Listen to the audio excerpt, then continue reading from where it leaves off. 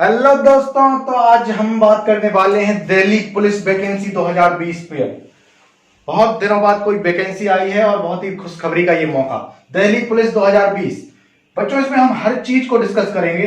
तो चलो शुरू करते हैं यहाँ पर फॉर्म फिलिंग डेट से। सबसे पहले डेट्स क्या होंगी, एज क्या होगी, सिलेबस क्या होगा, पोस्ट क्या होंगी, जो भी आपके डाउट्स हैं वो इस वीडियो में हम क्लियर करने की कोशिश करेंगे। तो चलिए सबसे पहले चलते हैं कि कौन सी डेट से ये फॉर्म जो है वो फिल होना शुरू हो रहे हैं। तो देखिए आप दोस्तों, आपकी जो डेट है वो है 1 अगस्त, यानी कि सर ये तो बहुत लेट हो गया वीडियो, कोई दहाई देगी, अभी तो बहुत टाइम है, हमें बहुत लंबे समय तक फॉर्म फिल हो रहा है इस बार। तो चलिए 1 अगस्त 2020 से ये जो फॉर्म भराएगा बच्चों, सॉरी दोस्तों, क्योंकि मैं छोटी क्लासेस के वीडियो ज्यादा बनाता हूं तो बच्चों निकलना आदत में आ गया है ना। तो 1 अगस्त से ये कहां तक, ये 7 सितंबर तक, हमको 1 अगस्त से 7 सितंबर तक एक लंबा पीरियड मिला है फॉर्म भरने के लिए।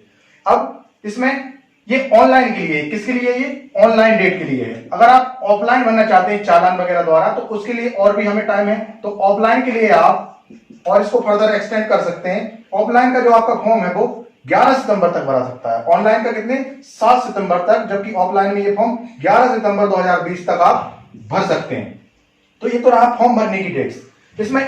इसमें अगला टॉपिक जो हम बात करेंगे वो है कि एग्जाम डेट कब है। भाई फॉर्म आपका ये भरा रहा है तो एग्जाम डेट बच्चों इसकी है जो वो है, क्या है, 27/11/2020, यानी कि 27 नवंबर से इसके एग्जाम स्टार्ट हो जाएंगे, अगर कोरोना शांत हो गया तो, वरना कह नहीं सकते कि ये पक्का है। जो एग्जाम डेट हमें नोटिफिकेशन में मिली है वो मिली है 27/11/2020 से 14/12/2020 तक, यानी कि नवंबर के आखिर में आपके एग्जाम स्टार्ट हो जाएंगे और ये दिसंबर के सेकेंड वीक तक जो है वो चलेंगे।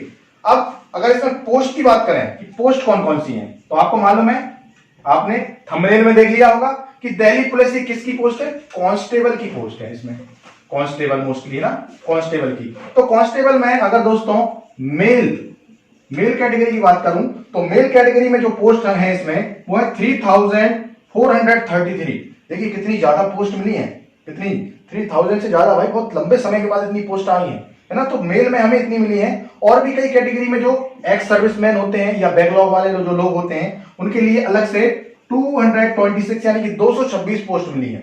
और अगर फीमेल की बात करें तो फीमेल में जो पोस्ट है वो कुछ है 2000 के करीब, 1944, 2000 के करीब। और इन सबको अगर मिलाते हैं तो टोटल जो पोस्ट इस बार आई है वो करीब 6000 के करीब है।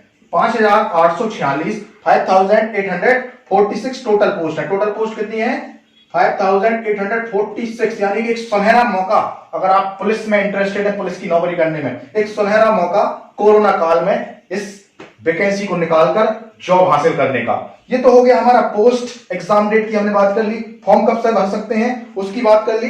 अब इसमें बात करनी है हमें एज पर, एज पर बात करनी है कि एज क्या होगी, कब कितनी एज तक हम इसको भर सकते हैं। इस पर साथियों को बहुत कंफ्यूजन होता है, तो आइए एज का डिस्कशन कर लेते हैं। एज जो होगी इसके लिए, एज अगर इसमें जो निर्धारित की गई है वो 18 to 25। आप 18 साल से 25 साल के व्यक्ति हैं तो आप इस पोस्ट के लिए अप्लाई कर सकते हैं। इसमें कुछ रिलैक्सेशन भी है, जैसे कि 5 ईयर का रिलैक्सेशन जो माउंटेन्स एरिया वाले लोग होते हैं उनके लिए है। माउंटेन जो मणिपुर वाले, मेघालय वगैरह वाले जो राज्यों के लोग हैं उनके लिए 5 ईयर का रिलैक्सेशन है, यानी कि वो 30 साल की उम्र तक इस फॉर्म को फिल कर सकते हैं। और जो एक्स सर्विसमैन वगैरह होते हैं उनके लिए भी 5 ईयर का इसमें रिलैक्सेशन रहता है ना।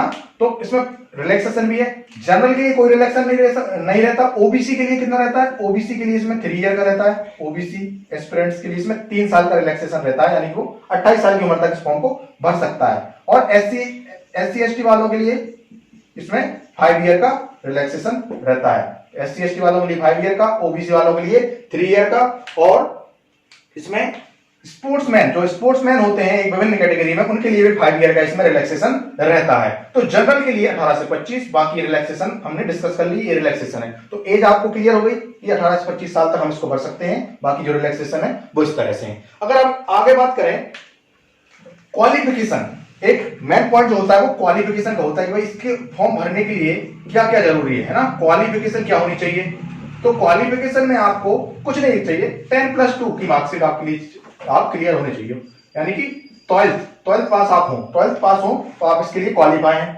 अब जिनका रिजल्ट रुका हुआ है, जिन्होंने ट्वेल्थ के पेपर दिए हैं, जिनका रिजल्ट रुका हुआ है, जिन्होंने ट्वेल्थ के पेपर दिए, तो वो भी इसमें अप्लाई कर सकते हैं। उनको डेट दी है 7-9, यानी कि 7 सितंबर तक अगर उनका रिजल्ट आ जाता है, मोस्टली स्टेट्स का आ गया है, अगर 1-2 स्टेट का रह गया है तो 7 सितंबर तक आ जाएगा। 7 सितंबर तक अगर उनका स्टेट रिजल्ट आ सकता है तो वो यहां पर अप्लाई कर सकते हैं। बस शर्त वो 18 साल उनकी एज होनी चाहिए, 18 से कम वाले इसको नहीं फिल कर सकते। ठीक है, क्लियर है? तो एज और क्वालिफिकेशन यहां पर हमारी क्लियर हुई। अब साथ में क्वालिफिकेशन में एक और मेन चीज है कि आपके पास जो मेल एस्पिरेंट्स हैं, जो पुरुष एस्पिरेंट्स हैं, उनके पास एक ड्राइविंग लाइसेंस भी होना चाहिए। क्या? वैलिड ड्राइविंग लाइसेंस हो, हैवी ना हो तो भी चलेगा, ड्राइविंग लाइसेंस हो, भले वो बाइक का हो भाई, आप मोटरसाइकिल का हो आपके पास या कार का हो, है ना, मोटरसाइकिल या कार किसी का भी हो सकता है, आपके पास ड्राइविंग लाइसेंस होना चाहिए, प्लस आप 12वीं पास होने चाहिए, तो आप इस पोस्ट को अप्लाई कर सकते हो। चलिए अब चलते हैं, कुछ एनसीसी वालों के लिए सर कुछ छूट रहती है, तो एनसीसी वालों के लिए कुछ डिस्कस कर लेते हैं ना। एनसीसी वालों के लिए, तो एनसीसी वालों के लिए इस वैकेंसी में क्या है, अगर आपके पास सी सर्टिफिकेट है तो आपको 5% मार्क्स जो है वो बोनस में मिलेंगे।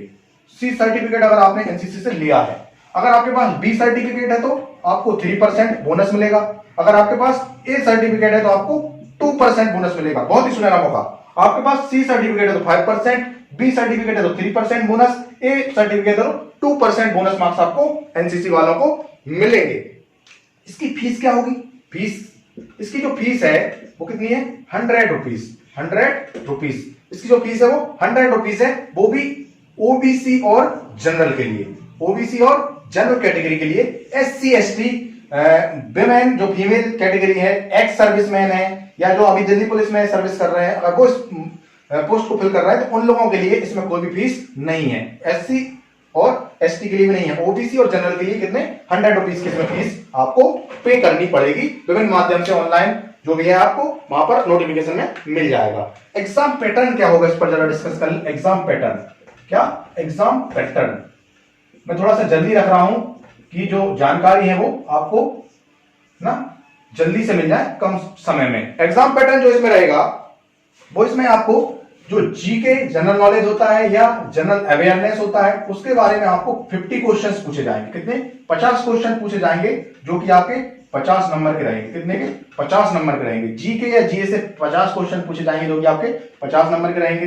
भाई रीजनिंग एक बहुत इंपॉर्टेंट टॉपिक होता है, तो रीजनिंग के भी आपको 25 क्वेश्चन पूछे जाएंगे और ये भी आपके 25 मार्क्स के रहेंगे, है ना, यानी कि 1 नंबर का 1 क्वेश्चन। मैथ्स संख्यात्मक जो योग्यता होती है, मैथ्स में आपको 15 क्वेश्चन पूछे जाएंगे। 15 क्वेश्चन पूछे जाएंगे जो कि 15 मार्क्स के होंगे। और एक और कंप्यूटर का जो फंडामेंटल होता है, बेसिक कंप्यूटर, है ना, बेसिक कंप्यूटर के आपसे 10 क्वेश्चन किए जाएंगे और जो कि 10 मार्क्स के होंगे। तो जरा टोटल लगाइए, टोटल क्या हो रहा है यहाँ पर? 25, 15, 40, 10, 50 और 50, 100 मार्क्स का, 100 क्वेश्चन का ये पेपर होगा, जिसके लिए आपको टाइमिंग मिलेगी दोस्तों, कितनी मिलेगी? 90 मिनट्स। 90 मिनट में आपको 100 क्वेश्चन इसमें अटेंड करने हैं और जिसमें हर एक क्वेश्चन 1 नंबर का है और इसमें नेगेटिव मार्किंग भी रहेगी। नेगेटिव मार्किंग इसमें जो है वो 1/4 है। नेगेटिव मार्किंग कितनी है? 1/4 है, यानी कि अगर आपका क्वेश्चन गलत होता है तो 0.25 मार्क्स आपको लॉस करने पड़ेंगे, है ना, 0.25, 1/4 इसमें आपकी नेगेटिव मार्किंग रहेगी। तो ये था एग्जाम का पैटर्न। अब इसमें मीडियम जो रहेगा, हिंदी मीडियम में आएगा, इंग्लिश, तो दोनों में आएगा। ये पेपर जो आएगा वो हिंदी में भी आपको देखने को मिलेगा और इंग्लिश में भी आपको देखने को मिलेगा। ऑनलाइन ये आपका पेपर है, हिंदी और इंग्लिश दोनों में ये पूछा जाएगा। फिजिकल टेस्ट एक बहुत मोस्ट इंपोर्टेंट चीज है, फिजिकल टेस्ट। तो फिजिकल टेस्ट के लिए देख लेते हैं क्या क्या जरूरी मांगा है। एक इसके लिए, ये मेल्स के लिए बता रहा हूं मैं, ना, पुरुषों के लिए। तो इसमें हमें 3 चरण होंगे। 1600 मीटर की एक रनिंग होगी, दौड़ होगी, लॉन्ग जंप, हमें लंबी कूद देनी होगी, हाई जंप, ऊंची कूद देनी होगी। तो अगर जो 30 साल से जिनकी उम्र नीचे है या 30 साल तक है, उनको जो 1600 मीटर की दौड़ है वो 6 मिनट में क्लियर करनी होगी, 6 मिनट्स में। लॉन्ग जंप आपको 14 फीट, आपके लिए कितनी है? 14 फीट, 14 फीट। और हाई जंप जो है वो कितनी?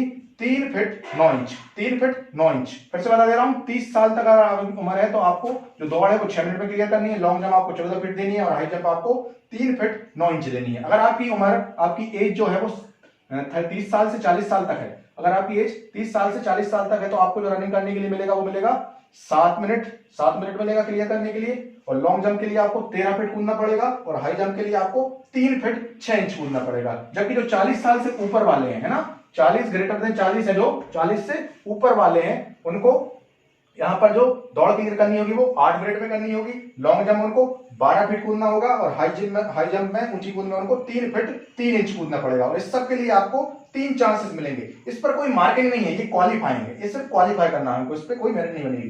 3 चांसेस के लिए मिलेंगे। और जो मेल्स की जो हाइट है, नेसेसरी हाइट, वो 170 सेंटीमीटर 170 सेंटीमीटर है ना। मेल्स की जो हाइट है वो 170 सेंटीमीटर है। जबकि जो पहाड़ी क्षेत्र के जो हमारे भाई हैं उनके लिए 5 सेंटीमीटर का इसमें रिलैक्सेशन भी है। एसटी के जो हमारे भाई हैं उनके लिए 5 सेंटीमीटर का रिलैक्सेशन है। जबकि अगर चेस्ट की बात करें, सीने की बात करें, तो इसमें आपको 4 सेंटीमीटर एक्सपेंशन यानी कि आपको विस्तार करके 81 से 85 आपका जो है सीना होना चाहिए। 81 सेंटीमीटर से 85 सेंटीमीटर आपको बताना होगा फिजिकल टेस्ट क्लियर करने के लिए। और ये क्वालिफाइंग है जिसमें आपको 3 चांस मिलेंगे। तो ये था किसके लिए? फिजिकल टेस्ट मेल्स के लिए। जरा इसको फीमेल्स के लिए देखते हैं हम।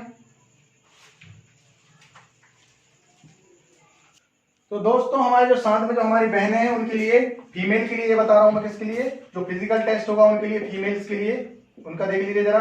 उनके लिए क्या जरूरी है? 1600 मीटर की जो रनिंग होगी और लॉन्ग जंप होगा और हाई जंप होगा, यानी कैटेगरी सेम है, बस उसमें थोड़ा सा बदलाव है। अगर आपकी उम्र 30 साल तक है तो आपको 8 मिनट क्लियर, आपको 8 मिनट मिलेंगे रनिंग को क्लियर करने के लिए। अगर आपको 30 साल की आपकी उम्र है तो आपको लॉन्ग जंप जो करना है, लंबी कूद जो करनी है वो 10 फीट की क्लियर करनी है और हाई जंप में आपको 3 फीट क्लियर करना है। अगर आपकी उम्र 30 से 40 के बीच की है तो आपको 9 मिनट मिलेंगे दौड़ क्लियर करने के लिए और 9 फीट ही आपको लॉन्ग जंप करना है और 2 फीट 9 इंच आपको हाई जंप करना है। अगर आपकी उम्र 40 से ज्यादा है तो आपको 10 मिनट मिलेंगे 1600 मीटर की रनिंग को कंप्लीट करने के लिए। लॉन्ग जंप में आपको 8 फीट कंप्लीट करने हैं और हाई जंप में आपको 2 फीट 6 इंच 2 फीट 6 इंच को आपको यहां पर हाई जंप करना है। इस सब के लिए आपको 3 चांस मिलेंगे, आप 3 चांस में इसको क्लियर कर सकते हैं। और फिर से बता दूं ये क्वालिफाइंग है, इसमें मार्किंग नहीं होती, ये बस आपको क्वालिफाइंग करना है, इस पर कोई मेरिट नहीं होती। लड़कियों के लिए जो हाइट है वो कितनी? 157 सेंटीमीटर 157 सेंटीमीटर है। और इसमें कुछ रिलैक्सेशन है जो हम माउंटेन्स या एसटी कैटेगरी के जो लड़कियां होती हैं उनके लिए 2 सेंटीमीटर का इसमें रिलैक्सेशन भी है। तो ये था बच्चों, क्या हमने एग्जाम पैटर्न को समझा, बाकी सब जो इसकी चीजें हैं वो उसको समझा, फिजिकल टेस्ट को समझा। इसका तीसरा चरण भी है मेडिकल। क्या है? मेडिकल। तो मेडिकल आप जानते हैं, आंखों का आपका चेकअप होता है, कानों का या आपके हाथ पैरों का, जो भी उसका डिटेल्ड है वो आप नोटिफिकेशन में डाउनलोड करके www.delhipolice.nic.in पे या ssc.nic.in पे आप मेडिकल की भी जानकारी ले सकते हैं। जो ज्यादा कंफ्यूजन होती है बच्चों को वो होती है इसमें फिजिकल टेस्ट में या एग्जाम कैसे भरे, फॉर्म कैसे भरे उसमें, तो उसको हमने बारीकी से समझा, बारीकी से देखा। ठीक है, तो दोस्तों इस चैनल को लाइक करें और शेयर करें आपके दोस्तों के साथ।